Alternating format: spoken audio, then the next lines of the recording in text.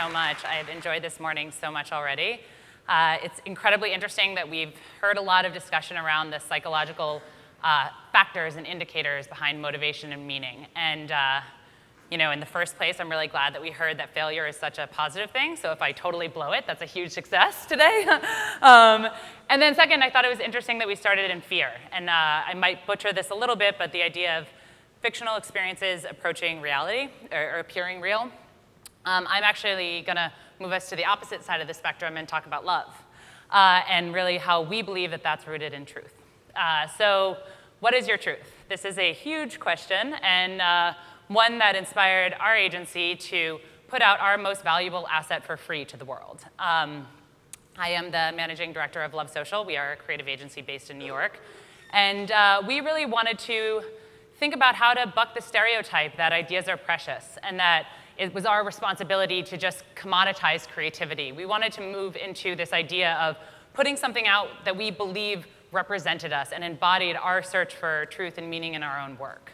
So today I'm going to talk a little bit about my journey and a bit about our own, I guess, inspiration at Lovesocial and how we do business every day.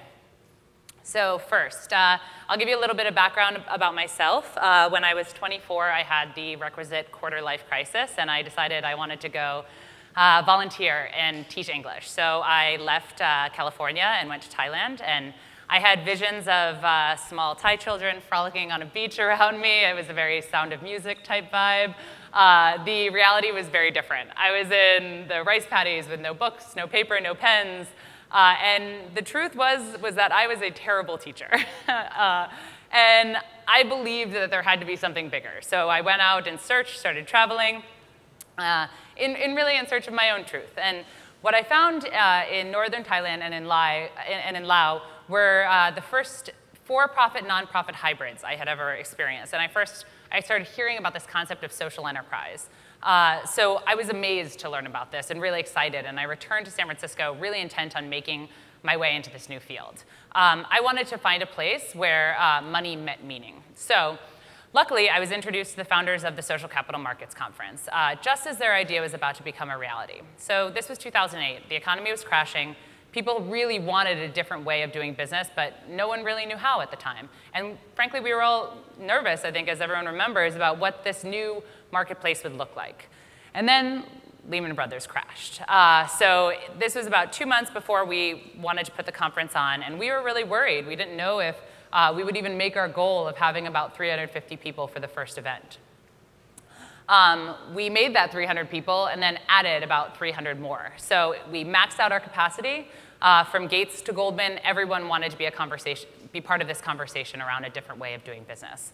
I was with the organization for 5 years. I had the great pleasure of traveling all over the world. I interviewed entrepreneurs, investors, philanthropists, media makers, all about their truth. Why did they do what they do? What can we learn from it? Eventually, we grew the business. They now welcome over 3,000 amazing individuals from 60 countries annually to the event. During that time, we knew we had enough motivation that we would be able to carry this conversation year-round. So we actually opened the first 2 locations of the Hub in the Bay Area. The Hub is an incubator for social entrepreneurs that had about 40 locations around the world, and we brought it to the States for the first time. We wanted to give our community a place to work together on a day-to-day basis, to meet like-minded individuals, and also really create a support system for these amazing ideas to bring their own truth into the world. So, as I said, I spent about 5 years with the organization. I'm so proud to support it today, but New York came calling. So I decided to return to my East Coast roots, and I was also getting interested in thinking about, I know how to bring people together offline around the search for meaning and in their motivation, but what does that look like for the online sphere? How do we take these amazing messages and spread them worldwide and also hear about what people are doing all across the world? So I had a very fortuitous meeting once again with the founder of Lovesocial, Azita Ardakani. At the time, this agency was based in Vancouver, and I came on board to open the New York office. So I was drawn to Lovesocial primarily for its philosophy. I hadn't met a founder or an agency who so strongly believed that communication is energy, and that energy can be rooted in love or it can be rooted in fear. And we really believe at Lovesocial that it's our responsibility as well as our opportunity to help our clients communicate with love.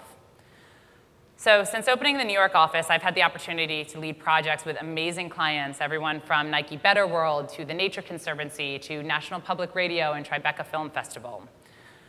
And we really believe and wholeheartedly and emphasize on rooting these kind of engagements in human connection. We quickly learn our target audience's native habits, concerns, and cares that allow us to tap into fundamental truths that inform both the bottom line as well as the creative concept that we put forth. So I'll run through a few of the projects that I'm incredibly proud to have worked on. The first is NPR, National Public Radio. We helped them build their new millennial engagement arm called Generation Listen. When we first met with NPR, we joked with them that their donors were dying because their donors were actually dying. There is no one, literally, basically under 60 when you looked at the graph that was giving to National Public Radio. And as a huge NPR nerd, I had the moment where I realized I've been listening to NPR for at least 2 years every day, for at least 2 hours a day for the last 10 years, and I've never given. I wasn't raised with the background of this legacy giving in the same way that I think our parents and our grandparents were. So we've really worked with them to build a digital extension of their arm that allows young, engaged, civically minded millennials to get on board. As a side note, these guys are actually doing a road trip across America right now, going to member stations and holding listening parties, and you can actually follow along. It's an amazing campaign. The next campaign that we've worked on and are proud of is the Unlock Iran campaign. So we actually launched this for the Iran Human Rights Documentation Center to raise awareness around prisoners of conscience in Iran. We did this by making the user the star. So we actually built an interactive site that would scrape each individual's Facebook data and mimic as if you were put in jail in Iran for doing the job you do every day, whether it be a student, an activist, a musician. We actually, in the previous year, this problem had been written about in the New York Times once. It was written about 4 times in 4 months, and we actually were able to help successfully influence the UN to approve a special rapporteur on human rights in Iran. Last one I want to talk about is the Nature Conservancy. So TNC had launched a campaign on water rights, and after 250,000 site visits, that translated into 4 donations and $300 raised in 1 year.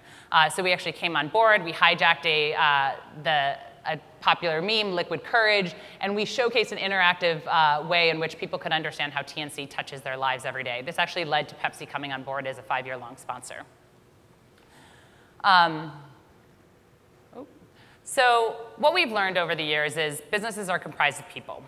Audiences are comprised of people, and organizations are comprised of people. We're inspired by a different process to create connection, and we really always ask ourselves if we're providing value before the ask. So we've had an amazing few years with the agency. It's been really wonderful and exciting to see how much people have embraced this philosophy and this new kind of love. And so we decided to turn the tables on ourselves and ask, what value are we providing to the supporters before the ask that we're making? Are we creating the same kind of connection for those around us as, to the philosophies of Lovesocial that we bring to our clients? So what we decided to do was take what we call the grain of truth and give it away. We call this our field guide for finding the meaning in your work. So while this might seem counterintuitive for an agency, we really wanted to showcase that we believe that everyone, whether you have a company of 1 person or a company of 1,000 people, it's important for you to understand that you can identify the one thing that remains timeless, irregardless of platform changes or marketing campaigns. How do you show up every day, and why do you show up every day? So I'm going to run you through just a highlight reel of this, and hopefully it'll invoke some questions about your own work in your life. So first, how did we get here? This is where we really try to shake off the dust of why did you begin in the first place? What's your genesis story? What was the organization, brand, or mission born out of? This is a great way to align your team around the original source of inspiration, as well as give new team members a stronger sense of history and of purpose. How are you unique?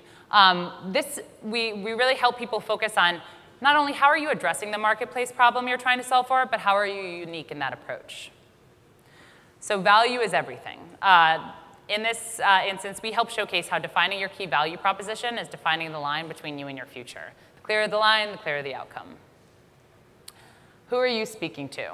So audiences go beyond age ranges. One thing we focus on at Lovesocial is really the psychographic rather than the demographic. We think about the personalities, the values, the interests, the lifestyles of your consumer versus solely focusing on age, race, or income level. The amazing thing about the digital landscape right now is it's really democratized how people find your brand, and you want to talk to all of the people who could potentially be your target customer. So we really talk through a day in the life. We think through their routines, the things they consume, how and why they spend their time. The more clearly you see your audience, the more clearly you'll speak to them. This one is really amazing. How do you describe yourself? About 9 times out of 10, when we bring people together in a room and ask them about the top the top words they use to describe yourself and the top words they'd want to avoid, almost every single time there is a difference in opinion. And the language you use sets the tone for the story that you share. So when members of the same team are telling the brand story in totally different tones, it can lead to misaligned consumer perception.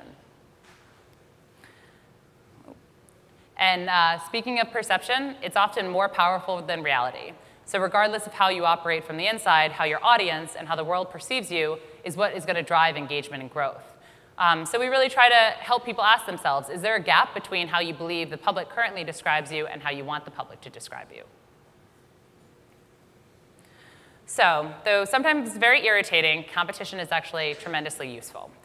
We also challenge you here to look outside of the usual suspects. Take a look at the broader landscape. Who's actually taking up the mind share that could be yours? Look at brands in different verticals who are speaking to the audience you want to penetrate, from great digital campaigns to offline activations. This is the big one, the grain of truth. So there's 3 questions that we like to ask everyone. Why do you need to exist? If you didn't exist, who would be affected? And what is your audience's reason to believe? It's really something that we encourage you not just to throw your first ideas on paper, but get together with your team, however big or small, and really think through and dig in until you all feel like that your whole emotion, that your whole reason for being is behind these 3 questions. So usually when we bring up goals, numbers are the first things that people mention. But we really try to treat this step as a chance to define the goals that go beyond the spreadsheet, followed by the tactics to get you there. So what are your engagement goals? What are your awareness goals? Who are the partners that you want to get on board? What's the more qualitative things that you can lay out that'll help build a story and a personality around your brand? So a SWOT analysis, this is something that normally brings back some nightmares of business school for a lot of people, but we really believe that there's a lot of variables that can change the likelihood of success, and we want alignment around those.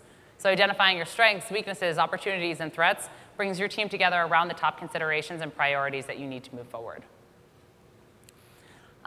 So we do a lot of archetype exercises, and it's something that not a lot of agencies, other agencies that I know engage in, but it's something that we really love. This comes from a psychologist, Jung, who used the word archetype to refer to recurring patterns found in universal stories. So this is themes, symbols, imageries that are all part of the human psyche. And we love working with these type of exercises because we understand that humans respond to stories. We identify the characters, the scenarios, and the emotions that they evoke. So if you look up here, and think about the popular, many of the popular brands, you can probably identify which one of them fall under. So IKEA is the everyman, American Express, the ultimate ruler, Nike, the consummate hero, Martha Stewart, the creator. It gives you a good understanding of how to think about giving your brand some parameters. We talk about how creativity happens within boundaries. We also really associate with certain types of archetypes and really come to trust them. So I think you can all remember certain times when brands take a little bit too far of a leap outside of their traditional archetype, and it just feels off. It just feels wrong. Visual direction, what do you look like? So this is something that we really spend a lot of time really trying to narrow down. We as humans process images 60,000 times faster than text. So your visual life is really the first story that you're putting out into the world.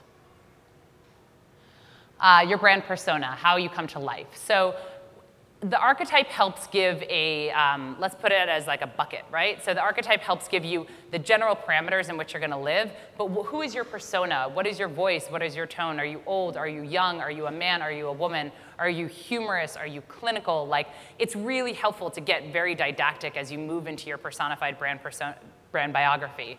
As we all think we're all individual humans and we all come to life in such different ways, you need to think about your brand in a similar way. Anchor statement. So our anchor statement is keep it simple, find the value, and communicate it well. It's the 3 principles that we really believe embody our agency as an organization. Your anchor statement should be your rallying cry. What do you want to put out into the world? What is the one message that you really believe that your internal team as well as your external supporters are going to rally around? And lastly, your manifesto. What's your inspiration? This is where you take your personality and marry it with your reason for meaning. This is something that we spend a fair amount of time with, and for us, it's something that becomes this really personal touch point, that every time we wonder if we're going a little off base as an agency, we go back to our manifesto and think, are we actually living our values every day? So lastly, before I open to questions, what I wanted to end on is that the truth is contagious. We really believe that if you put out your meaning in the world, people are going to come and bring meaning to you. So it's been amazing to see all of the different people who have downloaded the exercise that we've put out onto our website, from South America to Singapore. It's incredible for us to think about organizations, whether you're 5, 50, or 500 people, using this structure and really coming together around it, so that they not only individually understand why they show up every day and do what they do, but they have a better sense of the people around them and why they come to work. And hopefully, you know, in our own little way, we hope that we're spreading a little bit of love. So thank you so much. And I'm happy to answer any questions if there are.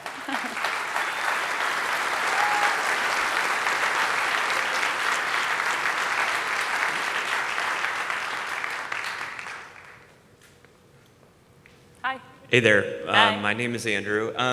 You talked about, in regards to the Unlock Iran campaign, being able to successfully influence the UN. Could you expound upon that? Sure. And then I may have a follow-up question depending on how you answer. Yeah, absolutely. So the Unlock Iran was a really interesting campaign for us to work on. The IHRDC came to us, and they are an incredibly amazing organization that's been doing a lot of work behind the scenes for many years, but they didn't have a strong digital presence. And they were facing a few different challenges. The first is that people were and still are really over the Iran thing. They were really flooded with the nuclear issue and the idea of trying to shed light on prisoners of conscience in what, you know, a lot of Americans would say is our enemy in an enemy state, didn't engender a lot of love, you know? So they came to us and really wanted to ask the question, how do we pull these issues apart? How do we showcase that we as humans just have a responsibility to stand up for people who are standing up for themselves? So what we were able to do, as I showed you, is create a digital campaign that we felt people could really get behind. So what we did was we actually chose 10 prisoners, and instead of using their names, we gave them an archetype. So we had the student, the activist, the musician, so people could start to associate with them as humans and not as an other. So that was number one. Number two is that we put in a tiered campaign so that we actually launched with a platform called Thunderclap, and we had a big swell on our launch day to help people get behind and start to drive momentum. We did a partnership with the artist JR, who won the TED project for the TED Prize for one of his projects called Inside Out, in which he does large murals of people in various places from Gaza to the favelas of Brazil. We actually printed out images of the prisoners and pasted them outside of the UN, all across New York. So we tried to hit on a multi-platform touch point, and then in the background, the IHRDC was actually working hand in hand with the UN, moving to influence that repertoire. So we believe that the efforts that we did offline was able to catalyze her conversations behind that. Awesome, thanks a lot. Yeah. Hi, I'm Melanie, and I am working with a professional organization. We're working with a nonprofit. And one of the goals that we are faced with the nonprofit is attracting young professionals. Sure. Are there any things that you would recommend, because it is a nonprofit, that have worked to organically grow your audience? Sure. So just so I'm totally clear, are you asking in terms of getting people to come on board with the nonprofit, or just grow the audience so that people are more excited about that? Grow the audience. Grow the audience. Yeah, I mean, it is very tailored to whichever organization that you happen to be. What's the type of organization? So they're a community group, And right now we're working with them. They are doing an event for Omaha Gives. It's a mural project, and they are trying to raise awareness to integrate the groups in the community. Sure. Yeah, so as I mentioned around our visual kind of intake, we live by images and we live by stories. So something that we've done with NPR is helping them become much more visual within their storytelling online. And so we've actually started showcasing the faces of the listeners all across America who are within the demographic that we want to be attracting. People are attracted to like-minded people, right? So they want to be able to see that their world and their views are going to be shared and also expanded. So we've actually started putting together this visual through line that people hopefully will be able to identify with. Thank you. You're welcome. Hi. Hi, I'm Josh. I'm a designer developer here in Omaha. My main goal for my career is to one day be able to say just what you said up here. I worked on these projects that impacted people and changed the world positively. And I would just like to know what I can be doing just at this very early stage of my career to be moving toward that goal. Totally.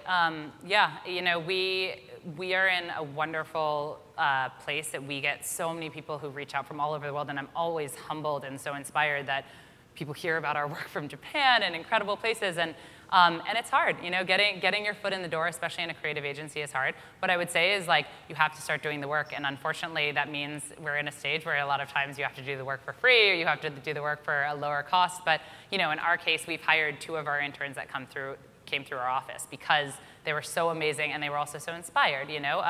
We heard about earlier today that you want the people around you who are really bought into your vision and bought into the idea of what you're building in the world and really believe in it.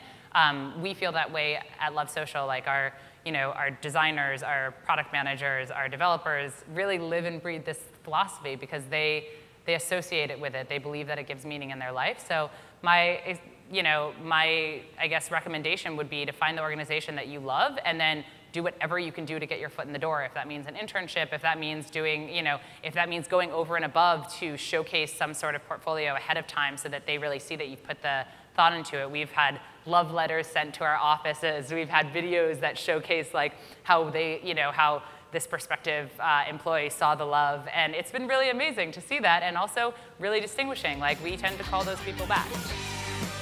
Thank you. Thanks. All right, well, thank you so much. It's such a pleasure, and I'm so honored to be here. Thank you.